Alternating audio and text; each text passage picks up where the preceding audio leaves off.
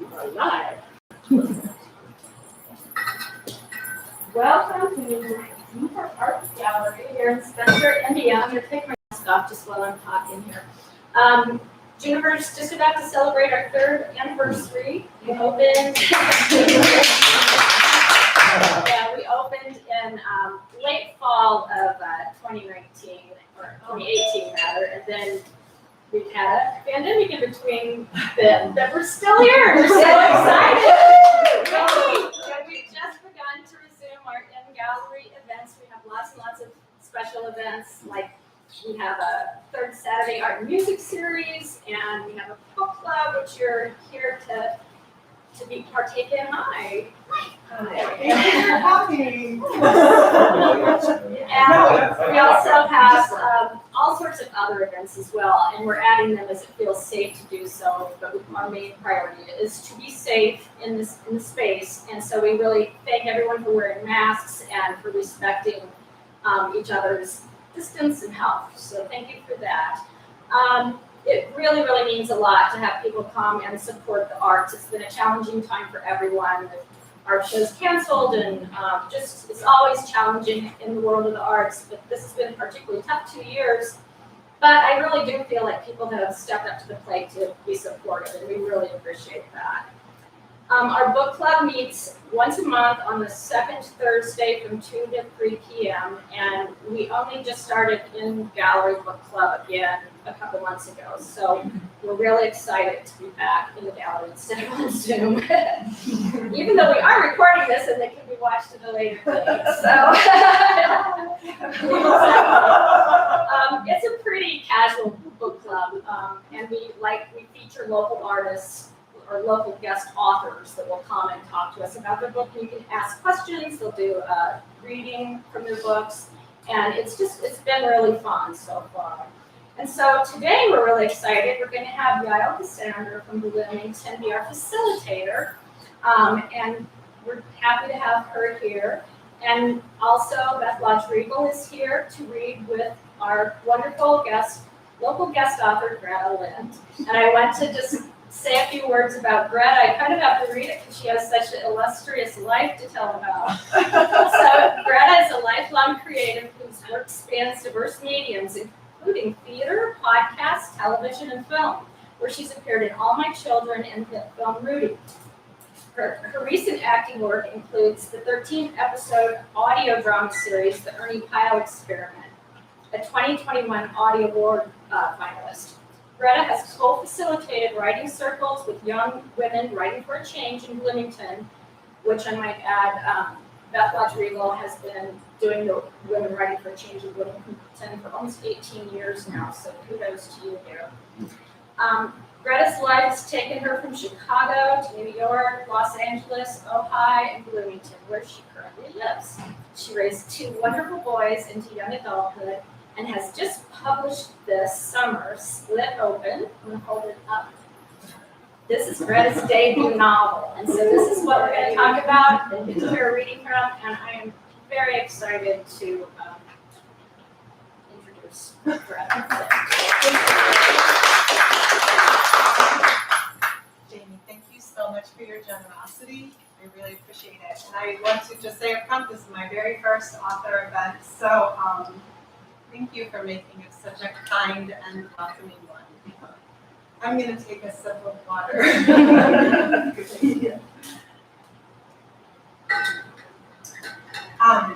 So the structure of this book is that it's in 4 parts, and every chapter alternates between 2 women's stories. So I'm going to actually read the first Kate, and then Beth is going to read the first part of the first Juniper, and then we'll have a conversation and then have some questions. Okay.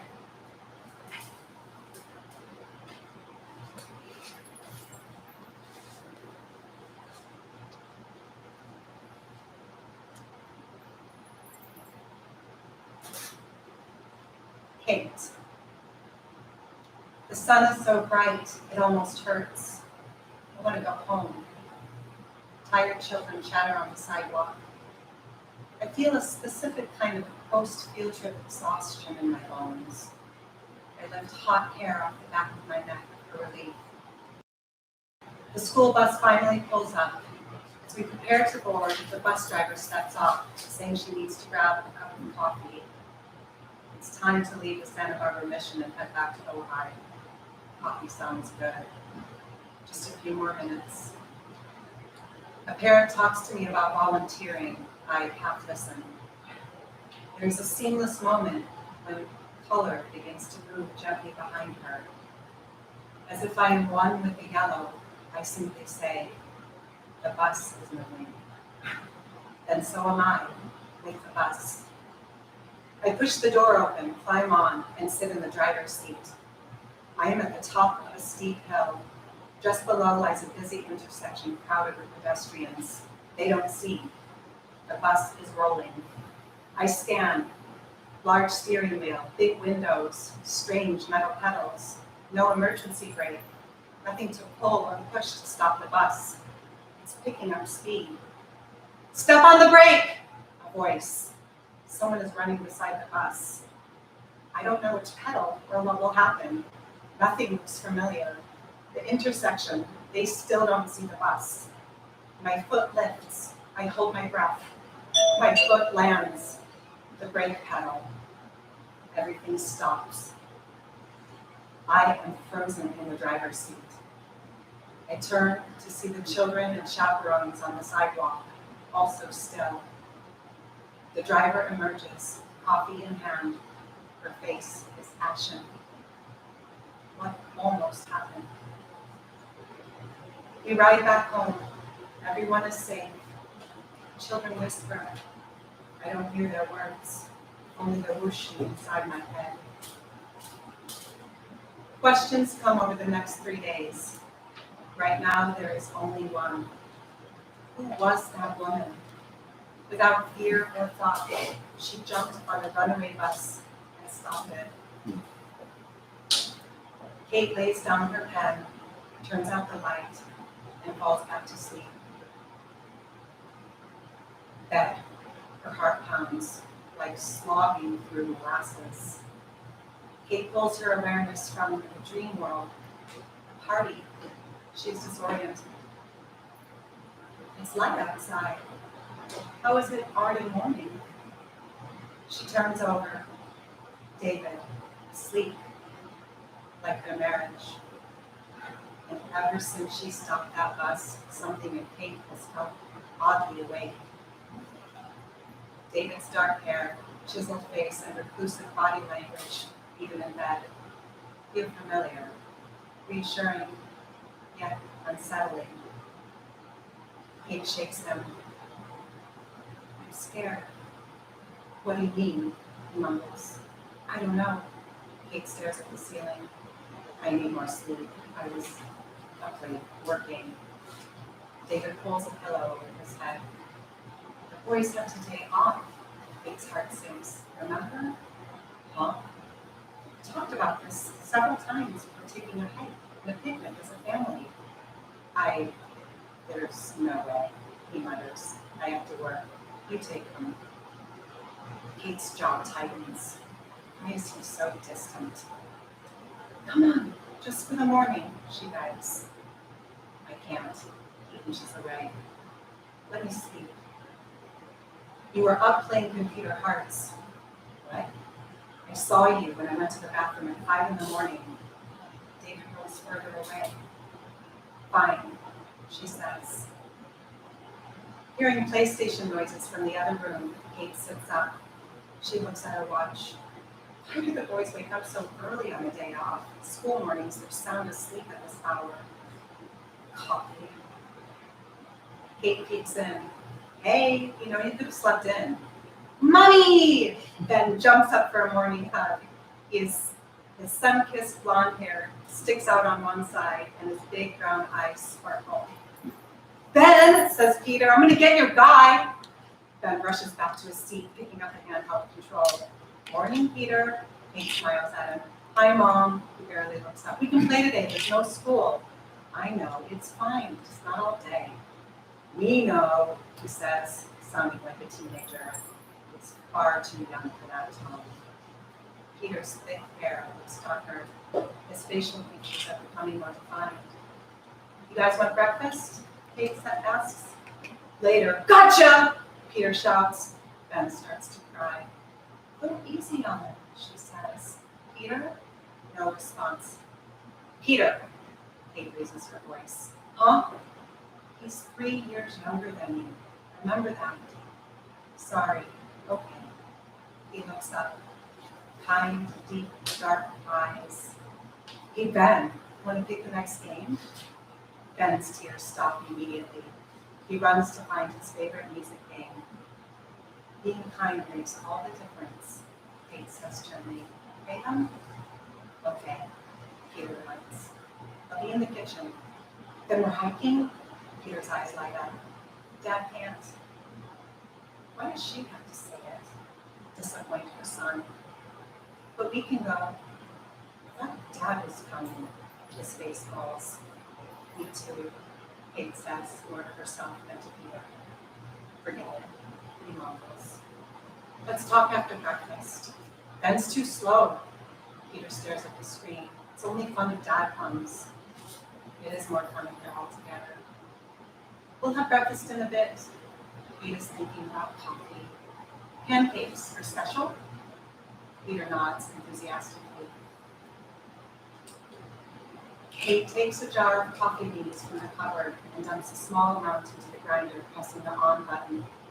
She pours coffee grounds into the filter. Filling the pot to the 4-cup line, she adds water and turns on the machine. No family hike today. She should have known. It used to be so different. She had fallen fast for Ada. It was their deep conversations, his talking. He was 20 years her senior and seemed wise, worldly. On having drinks with a small group of mutual friends, they went into their own little world, just the two of them. Television. When Kate looked up, almost everyone had left. She hadn't even noticed. It was eloquent, charming, and handsome. He told her she was special, radiant. He made fun of the shape of her nose, but sweetly. Within the month, Kate was living in Los Angeles, a place she said she would never go, just to be near them. The coffee maker beeps. Kate pours a mugful and adds cream. She takes a sip. Hot and rich. The new dark beans were well worth the little extra cost. And now, 10 years later, joyful screams erupt from the next room. The last few years, Peter and Ben have discovered the fun they can have together. They are amazing, smelling of sweat and spring. The depth of life has unfolded, opening Kate in ways she never imagined. Coffee is hot in her hands. Kate brings it to the laundry room. Taking clothes from the dryer and adding them to the mound of clean but unfolded shirts and pants, she pauses. Underwear and socks sit in their own ignored pile to be avoided as long as possible. This looks like the scene of a normal housewife. It is not. This is the unattended pile of love. Kate takes the items and carefully folds them one by one. Her scream is silent, invisible, like she is. As she reaches for the whites, unable to procrastinate any longer, her breath quickens. Each tiny sock, while looking for its mate, panic creeps closer. This feeling is so familiar. When she was young, wetting the bed at 6 years old. Was this how her mom felt in the household? It couldn't have been easy. They moved to an urban religious colony in the early 70s when Kate was 3 years old. Except for a few school friends, especially Mia. All Kate knew as a child was life in the fellowship. The socks. She throws them back into the basket. Peter and Ben are not so young anymore. She is still needed, but differently. And it will only continue to change. This ache, the urge to move forward cowers in the face of her fear. How would she have time for anything more? Where would she find the energy, the confidence? Plus, it was 3 days ago. Unable to integrate the experience, she finally wrote it down in the middle of the night. There's something peculiar about that day. Kate felt oddly alert. When asked by a parent why she was on a field trip, she answered, "I'm here in case anything goes wrong." A strange thing to say. Had something within her intuitively known there would be an emergency? Is that why she was there? Or had it happened because she was there? Was it meant for her as a test? And what? Who? Was that part of Kate that held such awareness and acted with no fear? Yelling, the voice, the beginning of an argument. She takes a last sip of coffee, cold. Time to make pancakes. As Kate walks toward the kitchen, something hits the window, startling her. A tree branch.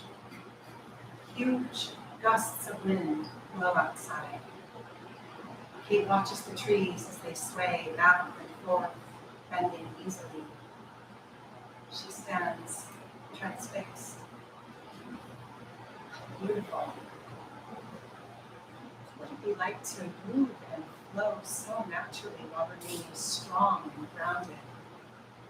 Kate feels a stab in her stomach, a longing for both the rising up and burning deep. Ojai's trees felt reassuring, especially the old oaks, eucalyptus, and orange groves. There's something about them, especially at the pink moment of dusk with the Topa Mountains in the background. For some reason, Kate was drawn to Ojai out of the blue when they lived in Los Angeles. She woke up one morning compelled to go. David agreed to go with her. Later, he discovered Ojai is believed to be a spiritual vortex, a fortunate place to live. The ideal small California Valley town to raise a family in. A wonderful place to explore outdoors with boys. Kate walks into the family room. "Peter, Ben, come help me make pancakes, and we'll pack a lunch. We're hiking today." That night, the house is quiet. With the boys in bed and David writing in his office, Kate's mind returns to the earlier thoughts. Does David still find her attractive? He used to say such kind things, but she is no longer young and sweet. She's in her 30s with stretch marks on her abdomen, smile lines. She is a real live and mother with real needs, not a fantasy. Kate feels a strange pull. She remembers the dream she had the night before. A party. It was nowhere she's ever been, yet it felt so real. Who was that woman in it? She was lovely, with dark blonde hair and gray blue eyes. She moved with ease, irresistible and free. Then Kate remembers. She told someone she was the luckiest woman there because she was no longer tied to a marriage. 2 women whispered in the corner. They spoke of her husband's many betrayals and, finally, of her own. She said what she had been through was unimaginable, more than anyone could bear. And she'd survived. She had come through the other side, not just intact, transformed. Who was this woman? What was her life like? How had her marriage dissolved? What about her children? Does she have children? Who am I? Kate thinks. Apart from David's wife, apart from mother. Layers, years of buried feelings begin to peel like an onion. It's too much. A huge gulf lies between what is conscious and what is not. Happiness has depended on keeping them separate.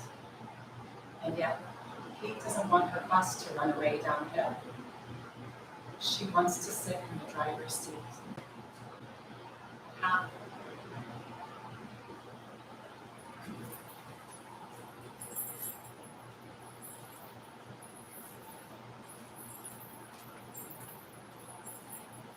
Jennifer. As she stretches upward, Jennifer catches an accidental glimpse of herself, her appearance barely recognizable in the dusty mirror. Hair tossed, lips swollen, face fired with sweat. The eyes of the woman reflecting back are exotic, not her own. Come here, who's Andrew? The voice ached with pull, his embrace warm and tight, frightening. She must push fear out through the corners where it has begun to seep in. Not now. In Andrew's gaze, she is found. Gentle rocking, bodies humming, rhythm slowly, slowly growing, goosebumps. She will feel this pleasure until it is time to go. That separation will fragment her, crush her, bring sorrow and regret. But this loving is heaven sent, isn't it? Her body never lies. Every pore, her very core pulses, intoxicating pleasure. Her whole world splitting open, merging, nothing separate. Her children. Look at me. His voice is low and assertive, entrancing. She hadn't known she'd slipped away. His eyes, dark hazel, his strong arms. How could she miss a single second?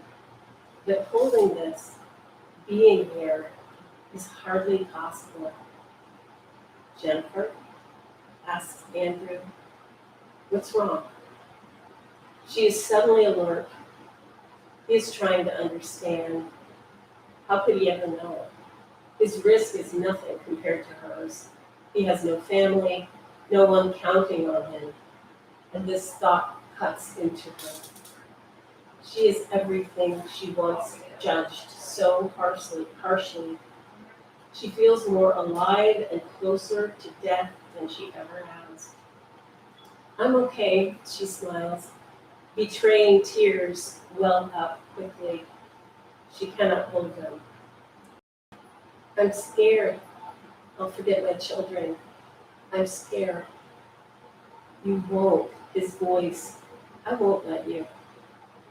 Jennifer is immediately repulsed, untrusting, splintered, ready to go. Promise? Jimmy is full of attitude when Jennifer picks him up from preschool. Darling pixie face is sour. Even his bright blue eyes appear darkened. I'm sorry, she says. We'll get juice at home. Want it now, like every day in the car.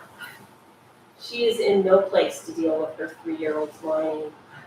Sometimes Mama's busy, then I can come straight to get you. Jennifer steals a quick look back. I love you. Can I watch TV? A little. How was school? You have a good day? It's okay. You eat your lunch? Only juice and chips. If you eat your sandwich, it'll help you grow big. It's better not to push it. You can watch Sesame Street till it's time to pick up Chloe. How about tomorrow? I'll pick cashews instead. Silence. Love you too, Mama. As she lifts Jimmy from his car seat, soft sweetness in her arms, Jennifer knows she is where she belongs. His warm little body melts into her perfect puzzle piece. Hardly able to put him down, she settles him onto the couch with hugs, kisses, and juice. Was that her earlier? Was it Creole? Jennifer looks down. Her hands are shaking. She begins to pick up the house. Dirty clothes go in the hamper, dirty dishes in the dishwasher. But the shaking is deep. Jennifer walks back to the living room. She settles in next to Jimmy under the blanket. He leans into her. She breathes in the smell of sunshine, dirt, fun, and still a little bit baby. She is safe. Jennifer jolts upright. What time is it? She looks at her watch. Jimmy's breathing is steady. She scoops him up along with her purse and keys in one movement. Holding his heavy, sleeping body close, Jennifer manages to buckle Jimmy into his car seat without waking him. She turns on the CD player. India Ari.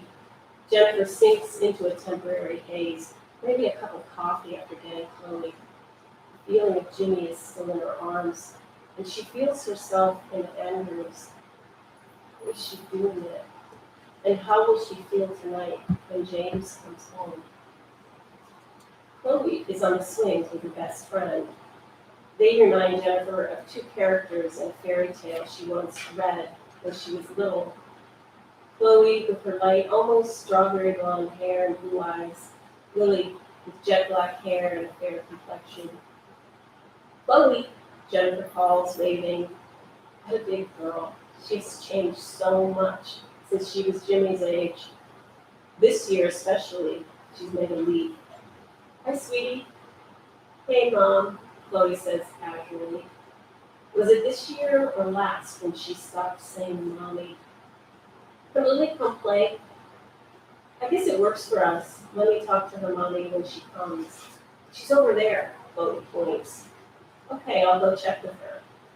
The girls don't respond. They're busy talking about what color they'll paint their fingernails. Robotic, routine school drop-offs and pickups. Everyone appears the same. No one can tell about the life of another in these daily rituals. Jennifer imagines what people see when they look at her. No one would ever guess. She must seem, how does she seem? Pleasant? Maybe kind. She is kind, that's never been a question. She probably seems acceptable. And that, Jennifer feels, is no longer true. What really goes on in the lives of other women could be anything. How many people carry secrets? What about larger universal truths? Is this where we connect? Or is true connection buried in the fact that we cannot know the soul of another? Maybe secrets are necessary. What happens when our secrets are revealed? When the invisible is made visible? Mom, Chloe yells, she's leaving. Jennifer realizes she's been standing, staring at nothing. She quickly walks over and talks with Lily's mom. What secrets does this woman hold? She seems overly mannered and perfect. There's no way that's the whole story. The play date is on. Jennifer returns to the girls with the good news. Yay, they scream. Chloe hugs Jennifer, handing over her backpack and lunchbox. Come on, kids. I'll make you a snack, says Jennifer. How about death by chocolate brownies? In the lull of the car, with children buckled in, there's nothing to do but drive. How is it a person can feel both closer to and more disconnected from themselves at the same time? How can she want so many different things? Is there a deeper loyalty than our morals allow? A loyalty to self at the level of soul?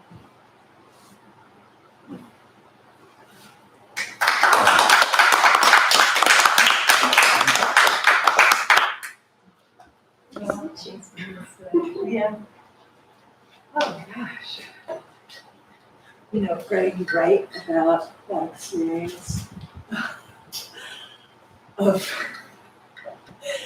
being a mom on a field trip so convincingly that right now I feel like I need an entire pot of coffee.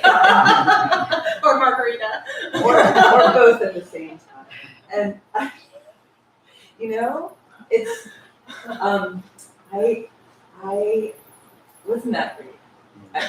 Thank you all for listening. So that again is the beginning of the book, and those are the two characters, Kate and Jennifer.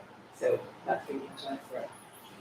And you know, we talked about things in advance and how to whole order plan, but I guess just hearing that, not reading it, but hearing it really did, and also just with your great, Yeah, it's the first time I've heard rhetorical it. it really immersed me in the torpor of early motherhood. There's no way to put it. That thing that you're not allowed to express because you're supposed to be so happy, right? And all giving. And all giving. And such phrases as post-field trip exhaustion and just the tyranny of the laundry and the dishes, matching socks, putting that off as long as possible. I still do that. So it's really, you write about something that all of us as parents, and especially I'm just gonna say guys, as moms, because of where we are in society, have experienced. And especially those of us who've chosen to stay home with our children. And then, and we forget who we are, right? Yep. And then you remind us that all moms are superheroes, actually. And you have to do this in this really overt, over-the-top way by stopping the bus on a field trip. But I really think that, and having that out-of-body experience of not knowing what to do and then stopping that bus, it's almost like that's what catalyzes this whole process for your character. Well, indeed, and also catalyzed my process as a writer, because I never actually wrote before that. Maybe in a journal here or there, but I guess, I love this. This is just easy. Yeah. Most of the people. Yeah. Okay. We're just kind of a little bit, we're basically at our house. Okay, awesome. So the reason that this book exists is because of the event on the bus, that experience. That was something I experienced 100%. And it was both disembodied and so ultra embodied that all that existed was the very moment as it was happening. And I don't know, it was an experience of being so present with what was happening that I was not separate from it. So it was almost like as that bus was moving, my body started moving, and it didn't even register, it simply happened. And all of that was happening without thought. So that did happen, and I did finally, after 3 days, write it down because I didn't know what else to do. I did not know who that woman was. I'm still learning who she is. And that was 20 years ago. And then from there, after writing that page, what was really surprising what was surprising in a different way was then this fictional story started coming through with these characters and their lives. And it very much felt like I was watching a movie. It was very visual for me and I would hear it.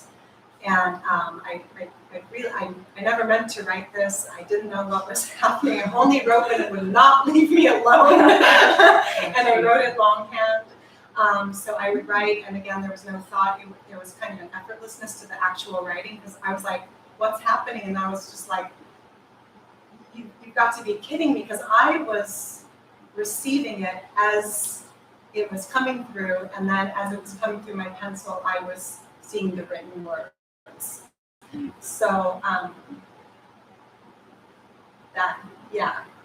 that's the experience that every artist longs for, and I'm envious actually. But you talked about that. I feel so much resonance in this story, and I've written about that a little bit with some real, classics of the canon, like Madame Bovary and Mrs. Dalloway. And what you write about is this so-called problem that has no name that Betty Friedan talked about. It's just like, but then what's so, or I think so. How dare a woman long for something beyond marital and motherly bliss? Yes, as right? well as, and Beth and I talk about this invisible work.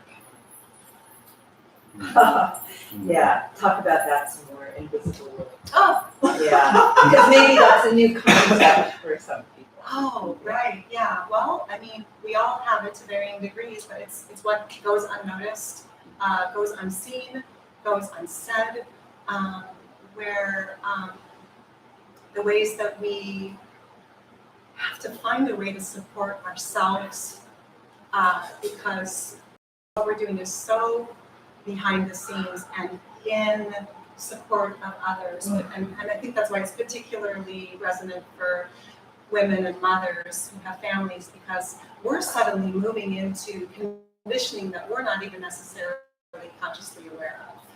So we kind of become, and I will say I certainly did become, a person within a role more than maintaining my connection with, I don't know, these words are coming to me like a soul thread.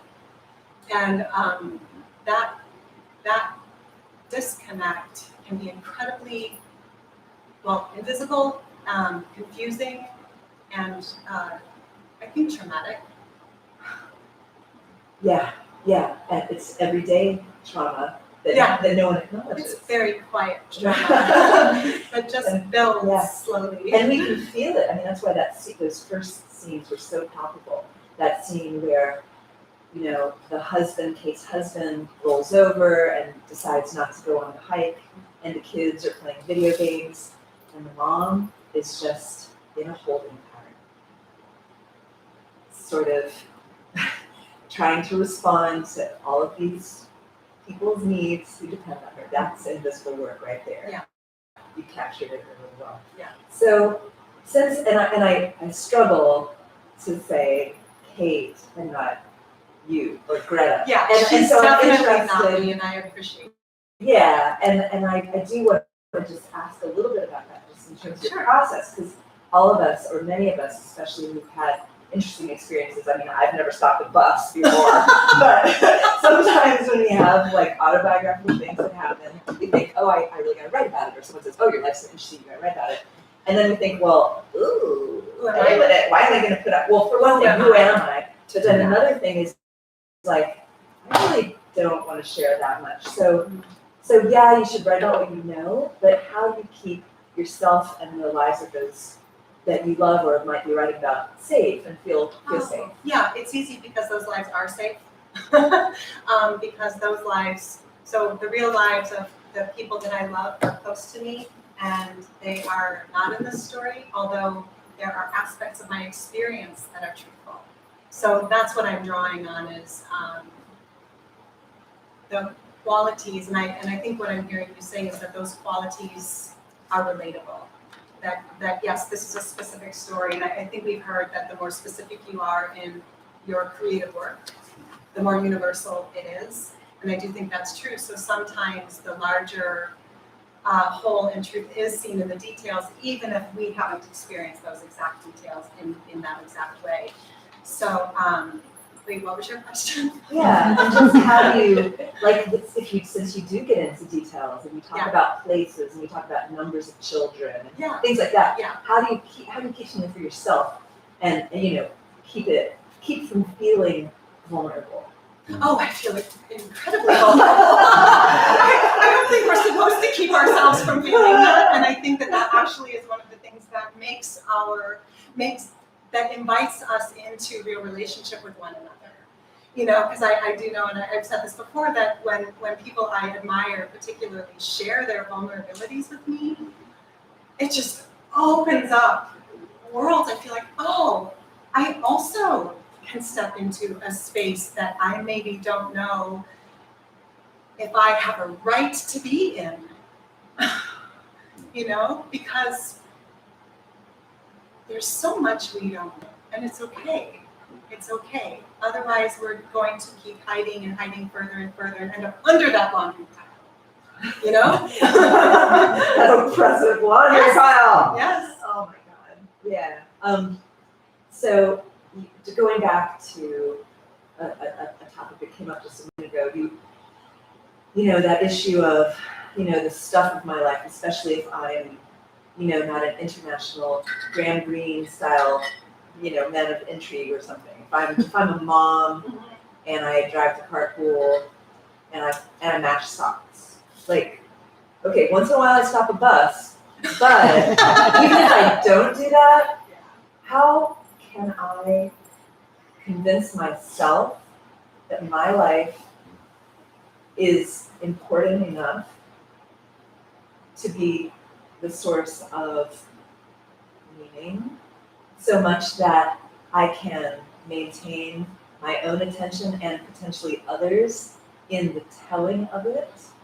How can I take up space? And especially, okay, white privileged women, right?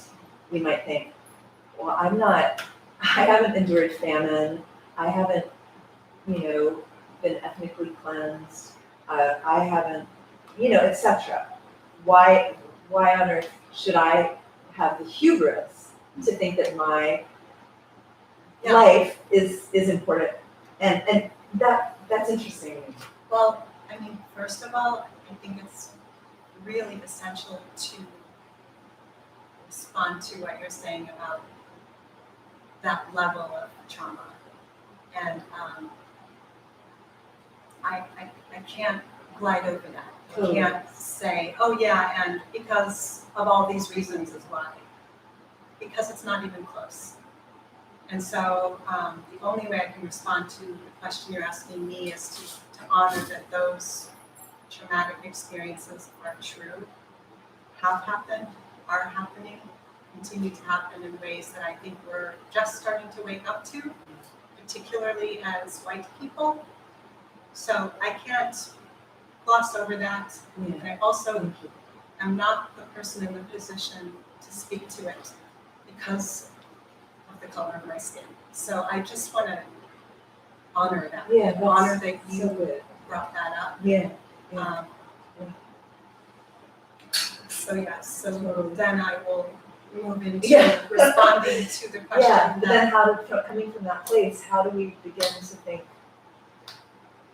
Well, we don't, we just do it anyway. If I waited until I had the confidence, if I waited until I had the skills and the courage even, I wouldn't do a damn thing. I'm very scared. I am terrified every time I take a leap. I have never had the gift and the substance beneath me to move from a place of confidence. I wish I did. It's more like I choose to step into an experience, to do something anyway, with my legs shaking, with my voice trembling. And so I think it's as simple as saying yes. And then reaching out to our supports to say, I'm terrified, I don't know what to do. And then you receive, say yes. And then a little bit of gentle guidance and support so that you have maybe some stepping stones to know enough so that you show up. Like, you don't show up in a pretend way. You don't show up like, oh, okay, so yeah, I'm confident and I'm, just do it and be you. And I think that's, I certainly as women, when I experience other women who are willing to do that and willing to share what they don't know with me, then that's where that quiet sisterhood and those dots start to connect in a way that we realize we're not alone. And we can feel so isolated, particularly in situations like being a stay-at-home mom. And it's through our willingness to be vulnerable with one another where those genuine connections happen. And then that opens up a space and a possibility, like what's happening here right now. Oh my gosh, I feel like that's a perfect segue. I really want to, I don't know who's read the book or who hasn't, or if anyone has any questions or wants to chime in. Can I ask a question? Yeah. You kind of muffled here. So the book, Kate's best friend from childhood is a woman named Leah, who's a woman of color. And I know from the acknowledgments of the book that you had consulted with somebody about racial sensitivity issues, what did you learn from that consultation? Well, I'm still learning a lot. Yeah, I'm so grateful that this process didn't happen earlier than now, when I have a level of awareness even to ask to have a racial bias sensitivity leader. Even 1 year ago, I wouldn't have known that, and it would have been a different book, and I would have,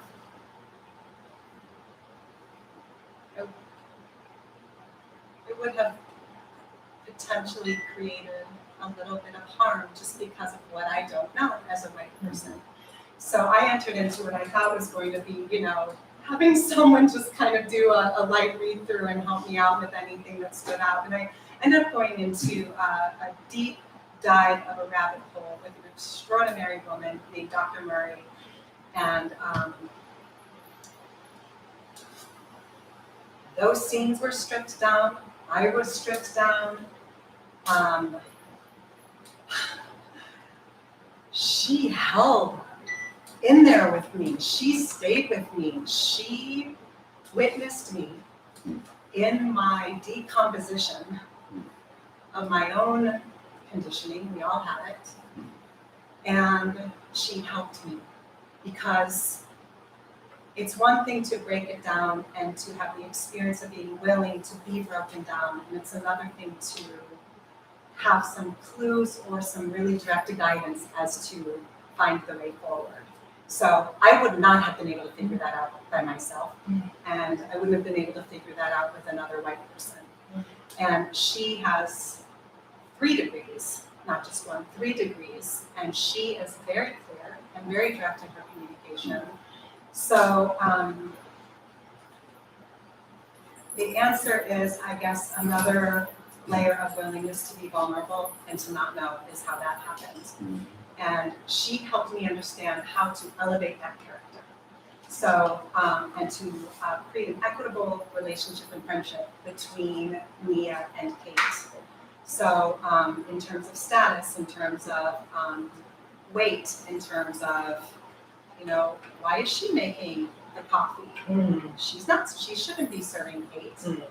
Well, in this book, Kate is making the coffee, so like there are different ways. She helped me connect the dots of concepts that I'm still learning, and I have a lot to learn still, we all do, with tangible ways of how to do it, how to uplift this friend who Kate's known since childhood, who is a woman of color, who Kate has just adored since they were in the 3rd grade, and I was able to do what I did in that realm because of Dr. Murray's help. That's how. Yeah. How did you even think to ask for her help? Oh, I had, fortunately, so many synchronistic experiences. Been told of a racial bias sensitivity workshop through Zoom when we were all at home, and I participated in that, and I learned a lot, and I knew that Dr. Murray knew what she was doing, that she could hold safe and sacred space in a loving, clear way, and there was no bullshit in that space. And I think that she came to mind because I already trusted her at a very deep level. And I must have trusted her very, very deeply because I allowed myself to fall with her. I fell, and we just spent hours and hours. I mean, it was just over a week of, it really did feel like this rabbit hole that I did not intend to go down, and we kept going. And we found our way through.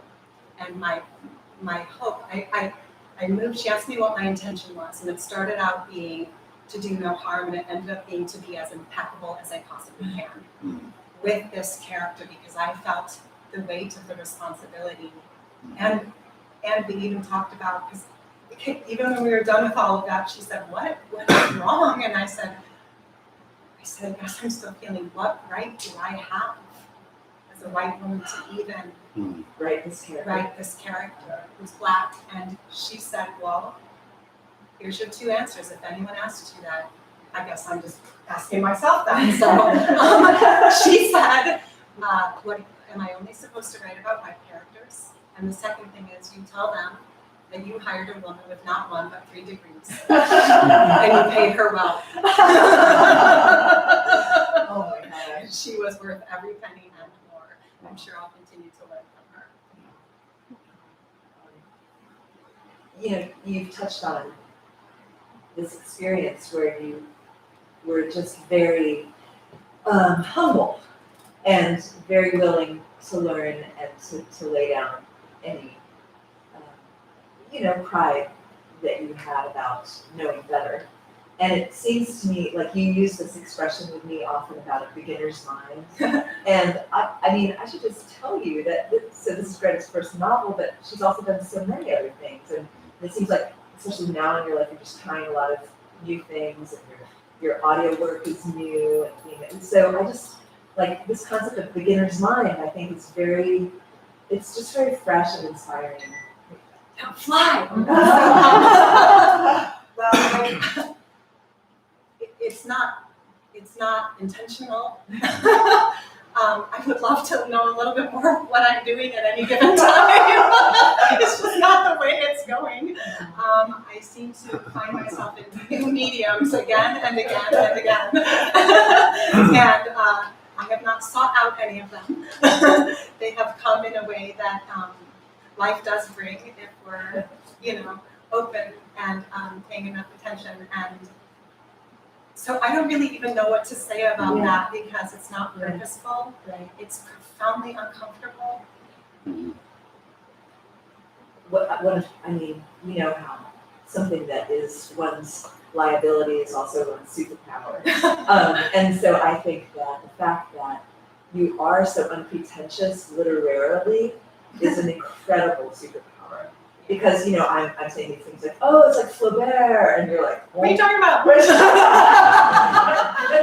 fact that you are not encumbered by these literary forebears actually makes it very fresh, I think. And like the dialogue, even after all of the editing that I know you went through and that you worked on with your editors, it stays very fresh. The writing feels fresh. The novel moves it has this freshness that is remarkable. That doesn't have the weight, like, if I'm gonna write something, it's gonna have like 4 different references to things I've read in one sentence. And it's gonna be like, oh, I cannot read this damn book. But but that's what's like, it's so fresh, and you're like, whatever. But at the same time, you're telling a universal story that has been, the likes of which has been treated by the greatest authors of modern times. The female situation. That's what I wanted to bring up. Yes, I'm glad you please. brought I that wanted up. you. I found this book so fresh as one who reads a lot of books and has conversation with a lot of authors and a lot of how-tos. This was so real and raw, and it was so deep and rich. I got 3/4 of the way through, started rereading the first 3. Now I'm slowly going through the very end. This book also feels like, and I wanted to ask you this question, I was about ready to call you Kate, Greta. Was this a calling? Did this book call to you over the years? Did it call to you in your dreams? I'm always curious about that. Not only did it call to me, it would not leave me alone. And when I wasn't listening, it would come into my dreams. I literally one time, because I did write it by longhand, I literally dreamed that I was sitting at a table writing. That was the whole dream. I happened to have like 3 hours free suddenly, like the kids were off somewhere, and I sat down at that very table, and I mean, it just came through. So to varying degrees did it come through. That was almost like automatic writing. So, and even in the rewriting process, it's interesting. I had never thought to rewrite the first part, the bus part. Never even occurred to me. And from the first time I wrote it 20 years ago, like, what's happening? And I was asleep and my awareness was illuminated in that state, and the words verbatim started coming through. And I woke up and I grabbed my phone because like I'm so, modern now. And I just wrote it in the notes of my phone, went back to sleep, woke up, and almost verbatim with just a few word changes. That beginning was refreshed. And what was interesting and what I never would have imagined, I didn't realize until that moment that I was in shock for 3 days. I did not know. And when the rewording of that experience came through several months ago, it was more immediate and more accessible and more embodied than when it happened. So there are all kinds of things that I can't quite explain that are not my doing. And I understand I am willing to receive those things and take the time to write them down or communicate them. The answer to your question is yes. Are there 2 parts to your question? I can't remember. No, I can't remember. Yeah. That's a long time ago. Yes, it called to me very much. And there was another layer of that during the pandemic. So, everything was shut down. And at that point, it not only called to me, it screamed to me. And what was different was that it screamed to be born. It absolutely screamed to be manifested. Well, I'll just say this and then I'll be quiet. Where it tugged on my heart emotionally was thinking about my elderly mom, who's now 88, who wanted to be someone she wasn't allowed to be because of the culture. Thinking about my 2 daughters who are moms in their 30s. Maybe some of the same thing. And I just can't help but think that, especially moms, women, the more they get this book in their hands, the more it's going to free them up to really embrace their wholeness, their shadow, their light, not trying to live up to any kind of expectation. And I would just love to see you interviewed on Brene Brown's podcast. Let's all envision that. I'm not talking Brene Brown. Oh my gosh. I would be like, that'd be terribly amazing. And it has, I think it could go huge too, because it has this accessibility. It's extremely profound, but it's also extremely simple. It's beautifully simple. It's clear as a beautiful pond. I mean, it's just absolutely clear. And so I think it's very accessible, and I think it could resonate with every single woman, and a few men. Everyone agrees. I was like, the book was coming out, and all of a sudden it dawned on me for the first time that a man might read it. It never occurred to me. It just didn't. I didn't think they wouldn't. The thought just never even occurred to me. Yeah. Hey, John, sit small. You didn't do my review on Amazon. Oh, that's a really important thing. We're talking about just the process of the book being published, and so reviews are really important. This is where I've become a shill. And so if you purchase a paperback or an ebook on Amazon or on Goodreads, do a review there. It really it does something to the algorithm. I don't know. It makes it possible for people to even find your book. That's and it right. makes it possible that they will be more likely to promote it because this is all on me and those people around me. So yes, they will keep good Amazon verified purchase reviews, which means you bought the ebook or the paperback on Amazon and that you are not linked to me. If you buy it elsewhere, it probably won't show up, and if you're linked to me, they will remove it. I just would like to say, as a person that sells local authors books in a very small business, I don't think that's actually true, because I have reviewed lots of books that I purchased at local bookstores, and they are on Amazon. It just doesn't say you're a verified purchaser. Good. Okay. That's the only difference. They would be maybe more vulnerable to be pulled, which is what my Possibly, publisher said. I don't but know, that's but I mean, nice to know. I've done reviews that I've purchased at local bookstores, and they are on Thank you for Amazon. that. Okay, so So I review on encourage Amazon or both Goodreads. purchases. Yeah. And I do also want to say that, in the process, because I just named my publisher, and I just want to say that was another huge, important piece of the what and the how. because I didn't know what I was doing. And my dear friend Lori from college connected me with a women-owned and run publishing company called Beaver's Pond Press, where I was given an editor, a book cover designer, and a project manager. Hannah. And they were such creative, strong women who listened so deeply and at every turn kept handing it back to me. And so there was gentle guidance handed back to me. And even so, like the book cover, these were all, I had such clear concepts, but I don't have that skill. So she did 4 designs. I told her this, this, this, and this. She pulled those things together to create this cover. My editor, Carrie, was incredible. I cannot imagine working with any other editor than her. In fact, I started the first 20 pages of the sequel and already ran it by her just because she did that with such skill and grace, so that yes, things shifted and they were not remotely altered. The structure of the book has always been there. These words have always been there. I did learn a few new words. I noticed I tend to use the same 5 words over and over again. So I actually learned to write in the rewriting process, which was really cool. You knew how to write.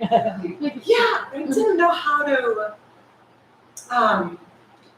This happened because another depth opened up through entering into that process with them, and having a project manager, because a lot of what I actually personally do need at times is reassurance and gentle guidance, and I think it's okay for us to know that and say that about one another. And so she did some real loving and gentle hand-holding with me, because there were times I was terrified. And this really was like a birthing process for me. And there was a time where I was like, I can't, like at the very end. And my editor heard me, like I expressed myself and she heard me. And she said, step away before you burn it all down. And I did. And within 24 hours, it came back through. But there are times in our lives and in our creative work where it's essential for us to press pause.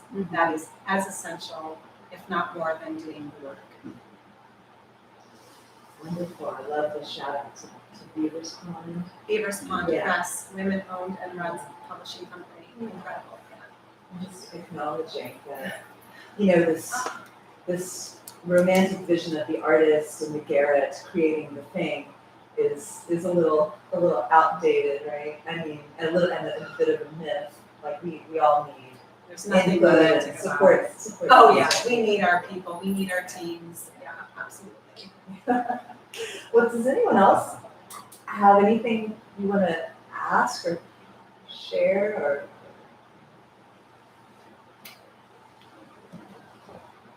Thank you all for coming. I am so touched. I really appreciate it.